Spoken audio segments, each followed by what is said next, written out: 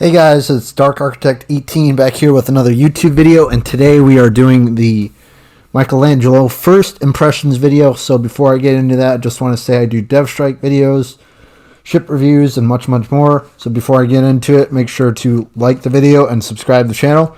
If you like the content and want to support the channel, hit that notification bell to stay tuned to all my videos, and also consider joining one of my memberships. There's tier 1, 2, or 3 at different monthly rates, so consider that if you would like to. Definitely appreciate that. And anyways, now it's time to get to it. So we're going to break down the commanders, the inspirations, skills, the modifications, and then we're going to give our overall breakdown of the Michelangelo with its stats and then how I approach it with my build. So you're going to notice this is a, I think, 7v7 or 8v8. 7v7 battle, so it's a little bit smaller, condensed battle, so it's going to be a good one nonetheless.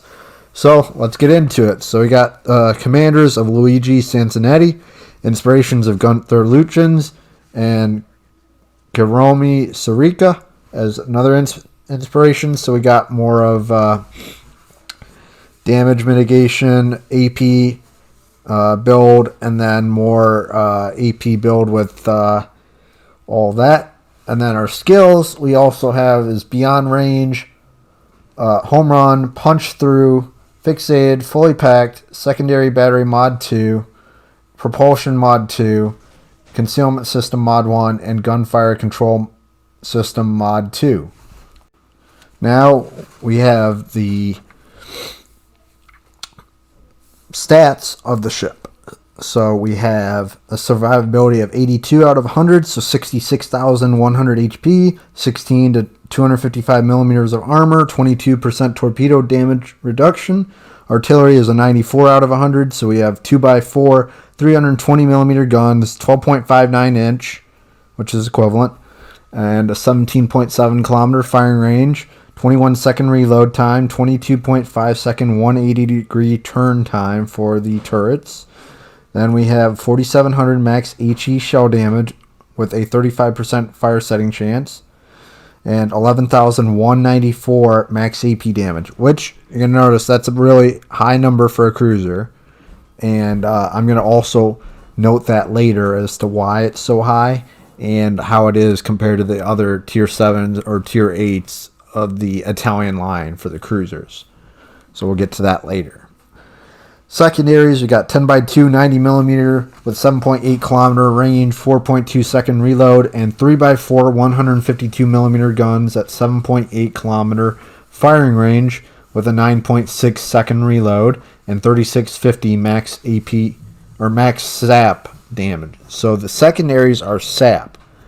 Main guns, I have AP and HE. But the other thing to note is you can add the modification for the last slot on the Michelangelo, and it'll give you a 34 second reload, I believe, base, and it'll give you the option for sap shells. I tried that out many times with many games, and I didn't feel it was very efficient, and it wasn't doing very much. The only thing it would really do much to is the destroyers and potentially the cruisers a little bit, but a lot of the times those shells just shattered, or I felt didn't quite do as much as they could have. So take it as you will. 34 seconds is really long for a reload. So yeah, it's just you got to play it by ear with the build. So it's really up to you. I felt this is the best build for what I've seen so far. You could definitely run a secondary only build with Paulo Di Ravel, with Franz von Hipper and ARP Haruna, or Henrique Fernandez, the Pan American battleship commander. So you could run those. So more range, more secondaries. That's another good option. But yeah, those are good options overall. Torpedoes, we have a 19 out of 100, so 2x3, 533mm guns, 120 second reload for the torps, 7.2 second 180 degree turn time, 20,433 max damage for the torps, which is quite high for a cruiser. 1.7 kilometer torp detectability by sea, it's pretty solid. Then we have 8.8 kilometer torp range, 72 knot speed. So the torp range is decent. It's not bad. The torp speed is quite good. Definitely above average for most cruisers at the tier. I would say most cruisers are in between like 56 knots and probably like 70, maybe 65 knots max. But there are oddities like this one where you have a faster torp speed. So keep that in mind. AA defense, you have a 72 out of 100, so you got 8x6 20mm guns, 50 average damage per second, 2 kilometer firing range, 12x2 37mm guns, 139 average damage per second, 3.5 kilometer firing range, 10x2 90mm guns, 135 average damage per second, 4 kilometers firing range. So pretty good AA overall. It's a 72 out of 100. It's not bad. Definitely can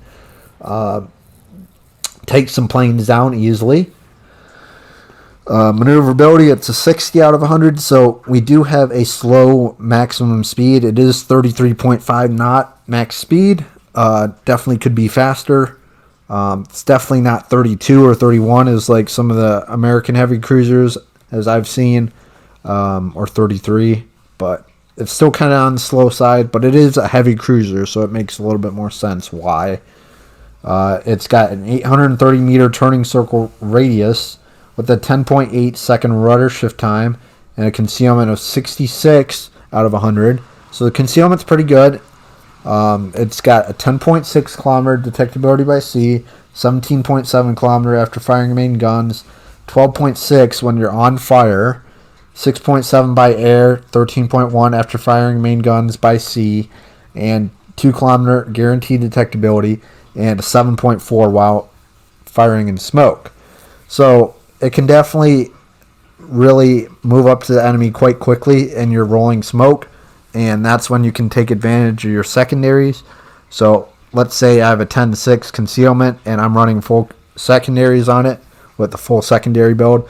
As I was like testing, you can get it to like 10-3 or 10-4 kilometer secondaries, so you can really rush up to an enemy and just let your teammates spot, and you can just really just do secondaries. Let your secondaries do the work for you and use your main guns as a last resort.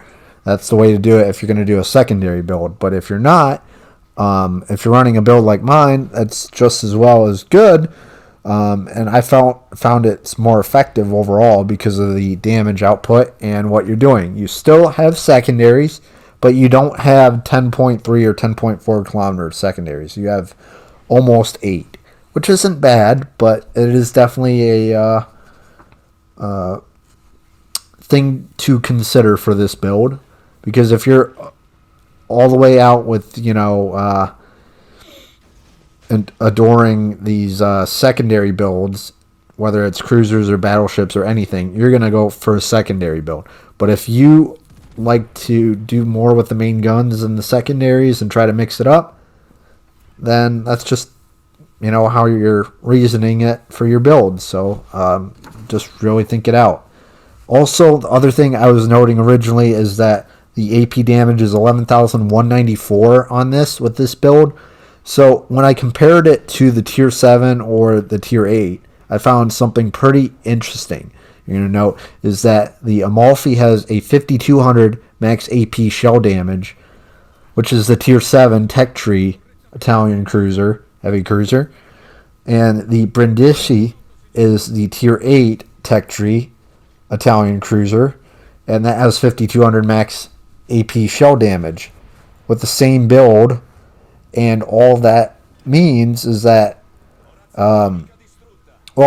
either it means I have a different build for it and it's not having the same amount of maximum AP shell damage, or that the Michelangelo is just really, it just stands out in terms of the main gun AP shell damage. So we're just about done with the game. Michelangelo, it's a really good ship. It's got a lot of uniqueness with its concealment, its rolling smoke, its torpedoes, and all of that. And it's really good at being a support ship. You don't want to get up too close. I know I'm showing a pretty good level of engagement in this battle, where I took out the Navarin, took out the Yamato, then took out the other battleship. So yeah, if you like the video, make sure to like the video and hit that notification bell, and consider doing the membership for the channel. That would definitely help if you could do the membership for the channel. So there's tier 1, 2, or 3. Definitely helps a lot. But yeah, end up with 2,800 XP with 4 kills, top the leaderboard, 145,000 damage with the close quarters expert and high caliber. And yeah, this is Dark Architect 18. I am out, and hope everyone has a good day, and stay tuned to the next video.